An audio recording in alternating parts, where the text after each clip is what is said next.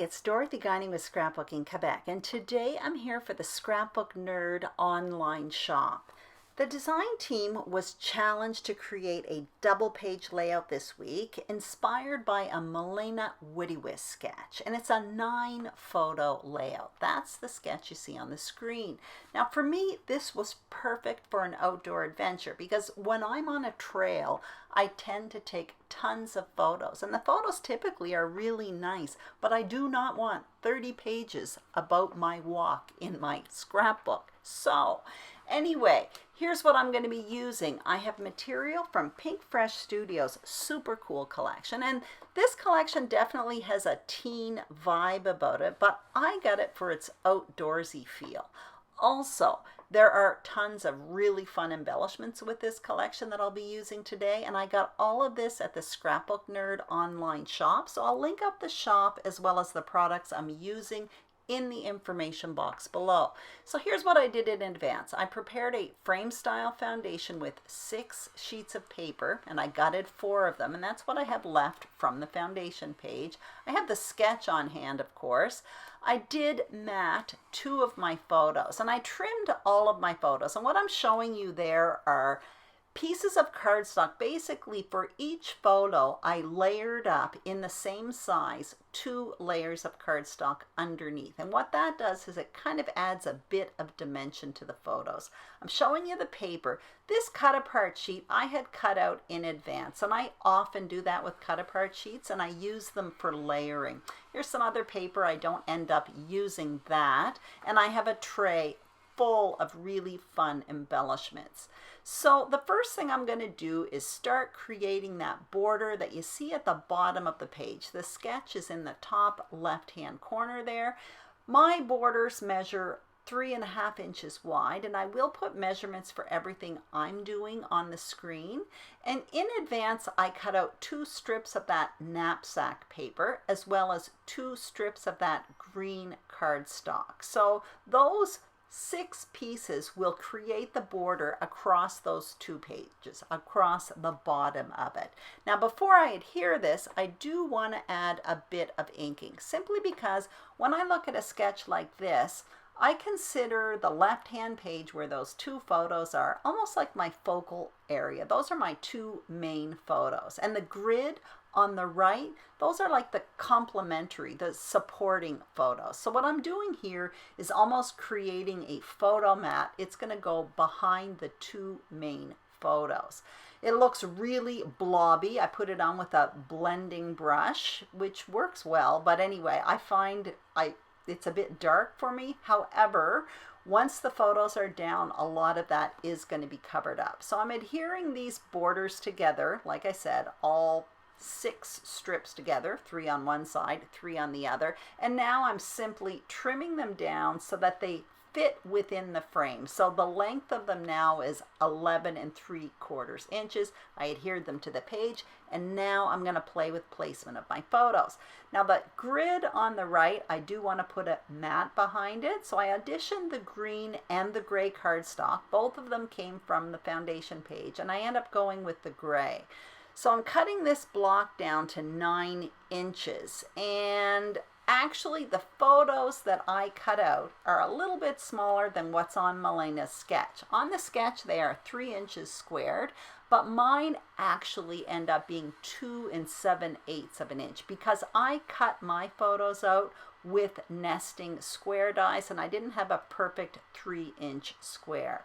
Anyway, it worked for me. Now what you see me doing is creating a journaling box. So I'm going to create a tag for this, and it's the flip side of that knapsack paper. There's a grid on it, which will be perfect for doing my journaling. So I cut it down to the same width as the photos, which is 2 7/8 of an inch, and I'm getting out this tag, which I simply keep in my stash as a template. And what I did was I traced the angled corners on each end, and I simply put a dot in the middle. So all I'm doing is taking my trimmer, using the penciled line as a guide and trimming it, and then punching a hole in the middle. And it's such an easy way to make a tag in whatever size you want. So it fits right in there. I decide to put the hole towards the middle because I do plan to put my embellishing on the outside of that tag later on. And now I'm adhering my grid of photos and tag to that block. So that's really easy. And I don't know if you can tell, but I certainly can. Those photos are just popped up a bit on white cardstock, and I really do find it has an impact. I've been doing it a lot lately. Maybe it's just one of those things. Anyway, but I really do like it. I do find it has an impact. And I do try to use cardstock that has been, for whatever reason, ruined. I never throw anything away. But I've been doing it so much lately, my stash of ruined cardstock is starting to deplete. Anyway, I end up staggering the photos on the left a little bit. Milena has hers lined up, and I showed you 2 alphas. Those both are part of this collection, and my title is going to be Staycation Week 2. So I'm going to kind of tuck it within the photos. And now, off camera, what I did was I went to my embellishments, and from the cut-aparts and the ephemera, I selected all the stuff that was kind of blue and green, as well as those acetate speech bubbles.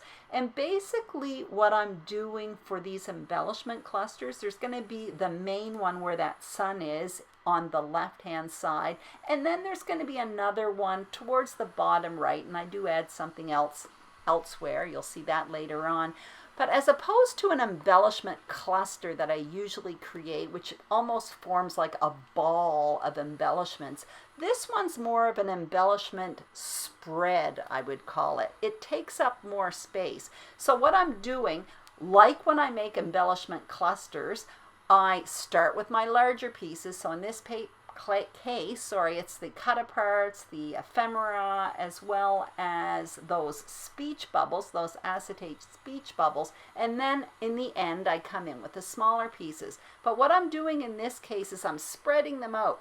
For example, on the left-hand page, I want it to be kind of a diagonal. I want it to kind of take up that open space.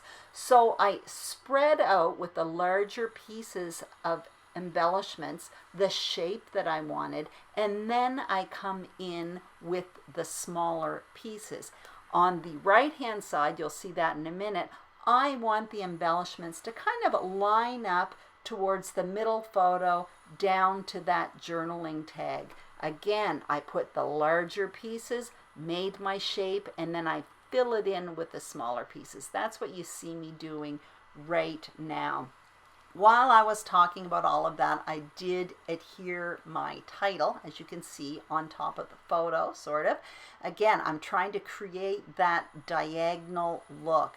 I love the sun that was on the original sketch, but it just didn't work with these photos, so I'm making my own. And these embellishments are so much fun. You can see some of them I'm actually popping up on foam adhesive. So what I've done was I put cardstock behind it, like I did on Always Be Curious, and then I put foam adhesive. I just put that cardstock because I don't want it to kind of bend. I want it to stay solid.